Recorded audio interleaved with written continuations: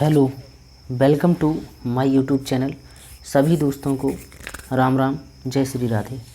और आज स्टार्ट करते हैं हम पादप जगत का वैकल्पिक यानी पादप जगत का जो भी महत्वपूर्ण 50 प्रश्न हैं उसके बारे में चर्चा करते हैं, जो बार बार एग्जाम में आए हुए हैं।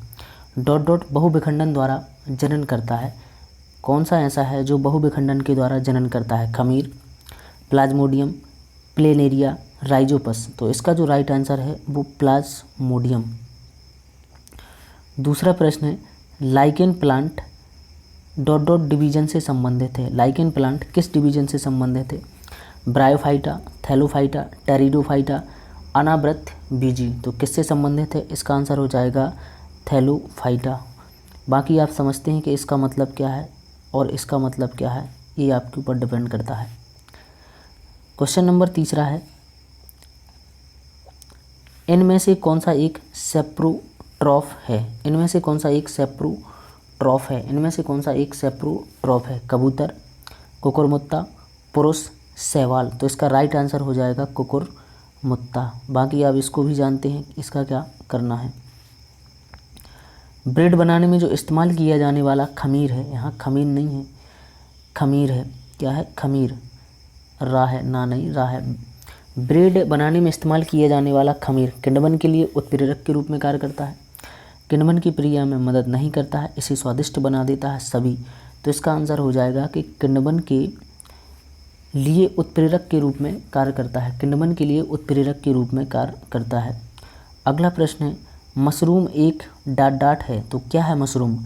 फफूंदी है, कवक है, ये एक जानवर है या फिर एक पौधा है? यहाँ क्या जानवर लिखना है, एक जानवर है, पौधा है। तो मशरूम क्या है?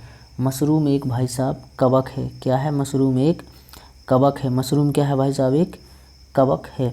अगला प्रश्न, शैवाल निम्नलिखित में से किस समूह से संबंधित है? जो शैवाल है तो वो किससे संबंधित है? टेरिडोफाइटा, थैलोफाइटा, आवृतबीजी, ब्रायोफाइटा। शैवाल किससे संबंधित है? तो इसका सही आंसर चला जाएगा आपका थैलोफाइटा के साथ। किसके साथ? थैलोफाइटा के साथ।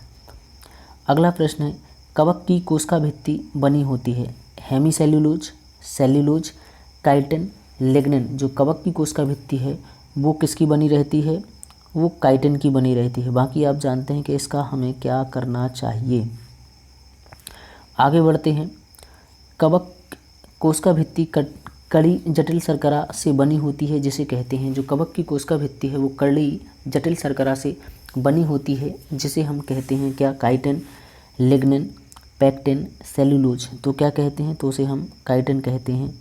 कवक का से कवक, का से काइटिन, का से कवक, का से काइटिन। अगला प्रश्न है, मुकुलन के माध्यम से अलैंगिक प्रजनन किसमें होता है? मुकुलन के माध्यम से अलैंगिक प्रजनन किसमें होता है? प्लेनेरिया, प्लाज्मोडियम, अमीबा, यहाँ पर ईस्ट है। क्या है यहाँ पर? चौथा ऑप्शन आपका ईस्ट। क्या है? ईस्ट। और इसका राइट आंसर भी क्या है? ईस्ट ही है। क्या है? ईस्ट है। किस समूह के पौधों को सामान्यतः शैवाल कहा जाता है? Gymnosperm, Thallophyta, pteridophyta, bryophyta. तो इसका राइट आंसर हो जाएगा थैलोफाइटा। क्या हो जाएगा? Thallophyta, Thallophyta. अगला प्रश्न है, डॉट डॉट पादप जगह के उभयचर कहलाते हैं ब्रायोफाइटा, टेरिडोफाइटा, थैलोफाइटा। तो इसका राइट आंसर हो जाएगा ब्रायोफाइटा। क्या हो जाएगा? ब्रायोफाइटा। बाकी आप इसका भी जानते हैं इसका क्या करना चाहिए हमें। वे पौधे जिनमें पौधे के विभिन्न भाग उपस्थित नहीं होते हैं वे किस समूह से संबंधित है? वे पौधे जिनमें पौधे के सभी भाग उपस्थित नहीं होते वे किससे संबंधित है? तो वो किससे संबंधित है? Phanerogams, Thallophyta, pteridophyta, bryophyta. तो इसका राइट आंसर हो जाएगा थैलोफाइटा। क्या हो जाएगा? थैलोफाइटा। अगला प्रश्न है, इनमें से कौन सा गैर संवहनीय पौधा है? कारा, मर्सिलिया, देवदार, फर्न। इनमें से कौन सा गैर संवहनीय पौधा है? कारा, मर्सिलिया, देवदार, फर्न। तो इसका राइट आंसर हो जाएगा कारा। क्या हो जाएगा? कारा। अगला प्रश्न है, एम्फीबियन पौधों को निम्नलिखित में से किस समूह में रखा गया है? Pteridophyta, gymnosperm, bryophyta, Thallophyta. तो जो एम्फीबियन पौधों को है निम्नलिखित में से किस में रखा गया, तो उसका सही आंसर चला जाएगा ब्रायोफाइटा। क्या है, ब्रायोफाइटा।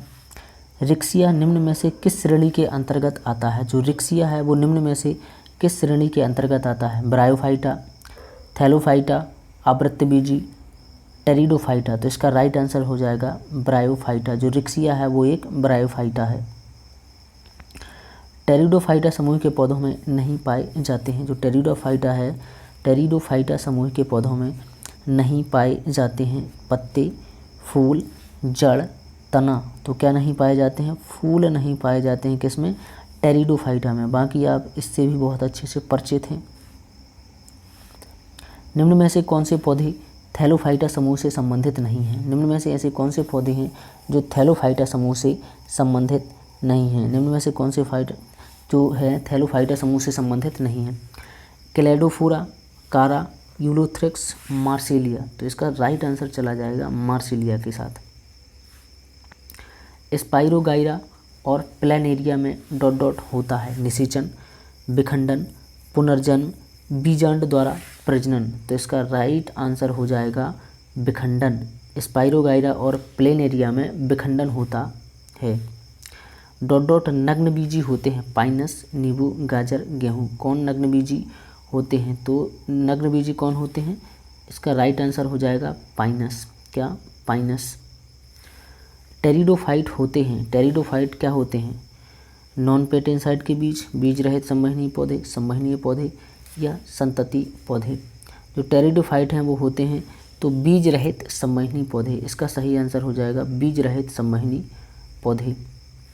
अगला प्रश्न है, अनावृत या नग्न बीज डॉट डॉट में निर्मित होते हैं। अनावृत या नग्न बीज किस में निर्मित होते हैं, तो इसका अनावृत बीजी, आवृत बीजी, ब्रायोफाइटा, थैलोफाइटा। तो इसका सही आंसर हो जाएगा अनावृत बीजी।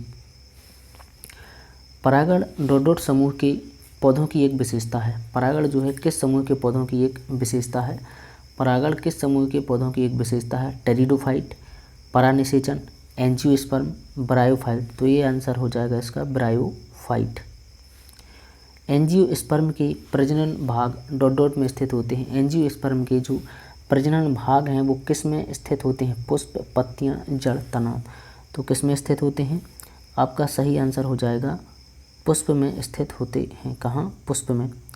द्विनिषेचन डॉट डॉट का गुण है, अनावृत बीजी, ब्रायोफाइटा, आवृत बीजी, एक बीज पत्री। जो द्विनिषेचन है वो किसका गुण है, तो वो हो जाएगा आपका इसका आंसर आवृत बीजी। क्या हो जाएगा, आवृत बीजी। आवृत बीजी इसका राइट आंसर हो जाएगा आवृत बीजी।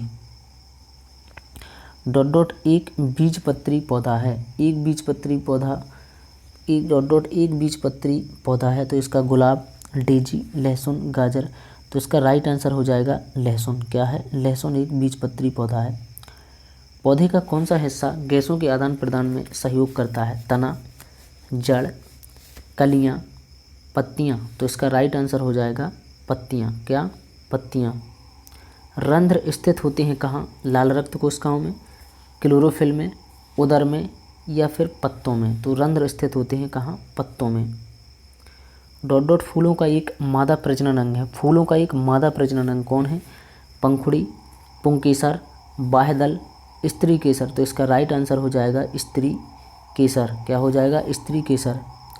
हम आलू के पौधे का कौन सा भाग खाते हैं, हम आलू के पौधे का कौन सा भाग खाते हैं, जड़, बीज, फूल, तना। तो इसका राइट आंसर हो जाएगा तना खाते हैं। डॉट डॉट एक लिंगी पुष्प होता है, पपीता, सरसों, गुड़हल, सूरजमुखी। जो एक लिंगी पुष्प है, एक लिंगी पुष्प कौन होता है, एक लिंगी पुष्प होता है तो कौन, इसका राइट आंसर बन जाएगा पपीता। पपीता एक लिंगी पुष्प होता है। फूलों के नर प्रजनन भाग को डॉट डॉट कहा जाता है, अंडप, पुंकेसर, बाह्यदल, पुंज या बाह्यदल। तो इसका राइट आंसर हो जाएगा पुंकेसर। निम्नलिखित में से कौन पुष्प के मध्य में स्थित होता है, निम्नलिखित में से कौन पुष्प के मध्य में स्थित होता है, निम्नलिखित में से देखा जाए तो कौन पुष्प के मध्य में स्थित होता है, पेटल, सेपल, कार्पेल, पुमंग। तो इसका राइट आंसर हो जाएगा कार्पेल। क्या, कार्पेल। फूल के हिस्से जिस आधार पर उपस्थित होते हैं उसे क्या कहते हैं? बाह्यदलपुंज, पुष्पासन, बीजांडासन, अंडवाहिनी। तो उसे हम क्या कहते हैं? उसे हम कहते हैं पुष्पासन। परागकण किस में पाए जाते हैं? जो परागकण है वह किस में पाए जाते हैं? परागकण किस में पाए जाते हैं? तो वर्तिकाग्र, बीजांड, परागकोश, पुष्प गुहा।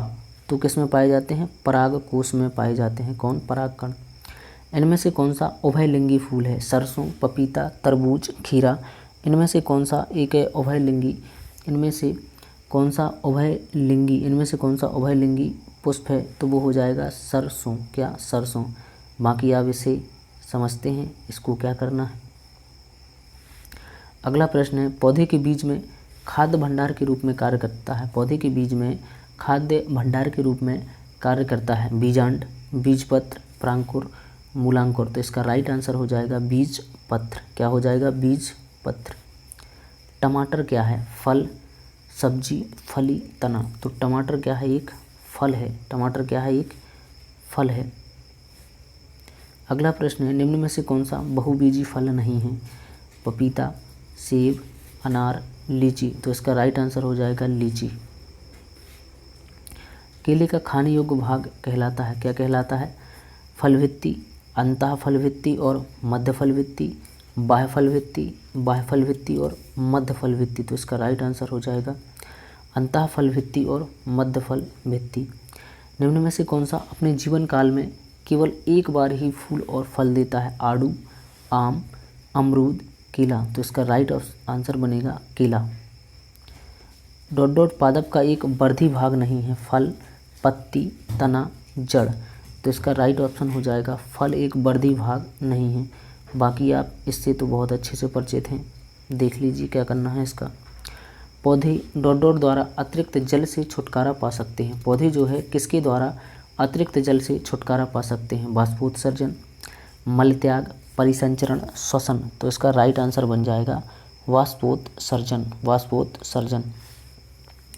निम्न में से कौन सा एक फलीदार पौधा है? निम्न में से कौन सा एक फलीदार पौधा है? टमाटर, आलू, गोभी, मटर। तो फलीदार पौधा कौन सा? फलियाँ किस में होती है? मटर में होती है। प्रकाश संश्लेषण के दौरान बने उत्पाद कौन से हैं? ग्लूकोज, जल, oxygen, glucose, oxygen, starch, oxygen, starch, जल, ऑक्सीजन। तो प्रकाश संश्लेषण के दौरान जो बने उत्पाद हैं उसका सही जवाब हो जाएगा ग्लूकोज, जल, ऑक्सीजन। ग्लूकोज, जल, ऑक्सीजन। प्रकाश संश्लेषण के किस स्तर पर ग्लूकोज का निर्माण होता है? रोशनी पर निर्भर प्रतिक्रियाएं, केल्विन साइकिल, फर्मेंटेशन, ऑक्सीडेशन। तो रोशनी पर निर्भर प्रतिक्रियाएं, रोशनी पर निर्भर प्रतिक्रियाएं। वाष्पोत्सर्जन डॉट डॉट के द्वारा होता है? रंध्र, बाहरी त्वचा, संवहनी बंडल, आवरण। तो इसका राइट आंसर हो जाएगा रंध्र। 47 निम्न में से कौन सा प्रकाश संश्लेषण के लिए आवश्यक नहीं है? सूर्य का प्रकाश, ऑक्सीजन, क्लोरोफिल, कार्बन डाइऑक्साइड। निम्न में से कौन सा प्रकाश संश्लेषण के लिए निम्न में से कौन सा प्रकाश संश्लेषण के लिए आवश्यक नहीं है? तो इसका राइट आंसर बन जाएगा ऑक्सीजन। क्या नहीं है? ऑक्सीजन की ज़रूरत नहीं होती क्योंकि ऑक्सीजन बनती है। किस प्रक्रिया में ऑक्सीजन वायु में मुक्त होगी? प्रकाश संश्लेषण, श्वसन, प्रस्वेदन, उत्सर्जन। तो प्रकाश संश्लेषण क्रिया में ऑक्सीजन वायु में क्या होती है? मुक्त होती है। डॉट डॉट कोशिका विभाजन से संबंधित है? मैलेक, हाइड्राइज, जिब्रेलिन, आकर्षित, साइटोकाइनिन। तो इसका राइट आंसर बन जाएगा, क्या बन जाएगा? कोशिका विभाजन से साइटोकाइनिन संबंधित है। तने के जरिए डॉट डॉट फैलता है। तो तने के जरिए कौन फैलता है? ब्रायोफाइलम, गुलाब, ब्रायोफाइला, इमली। तो इसका राइट आंसर हो जाएगा गुलाब। गुलाब भाई साहब तने के जरिए फैलता है। अगर वीडियो अच्छा लगा हो, जानकारी नॉलेजफुल हो, अगर ऐसा लगता है कि इसमें से क्वेश्चन एग्ज़ाम में आते हैं तो वीडियो को लाइक करना ना भूलें, शेयर करना भी ना भूलें, सब्सक्राइब ज़रूर करें सब्सक्राइब। Thanks for watching. सभी को धन्यवाद। जय हिंद, राम राम।